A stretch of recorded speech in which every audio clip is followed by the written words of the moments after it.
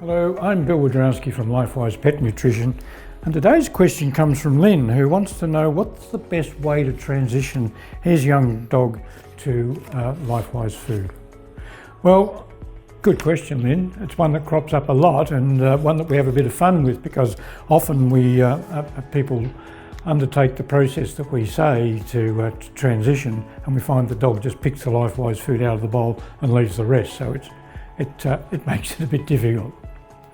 Perhaps the best way and the simplest way is to do what we call a 10-10 transition. And by 10-10 we're transitioning the food from one food to the other 10% a day for 10 days. So in other words, on the first day we would be feeding 10% of the new food and 90% of the old food. And on day 2 we'd feed 20% of the new food, 80% of the old food, and so on, and we go through. Next day's 30, 70, 40, 60, 50, 50, and so on.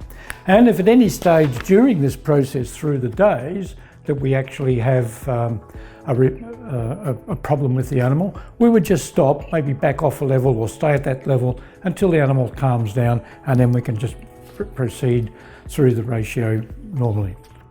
A lot of dogs will transition much quicker than that, but this is a really safe and sound method of actually doing it and solving any transitioning problems. It's interesting as far as transitioning food is concerned. I've been talking recently to another one of our LifeWise friends who races sled dogs. And transitioning sled dogs in the middle of a season is unheard of, simply because their training regime and their racing regime is fixed and so high powered, they don't like to make any changes at all. But he successfully transitioned his dogs midway through the season, but it took him about a month. So it was a lot more than a 10-10 transition.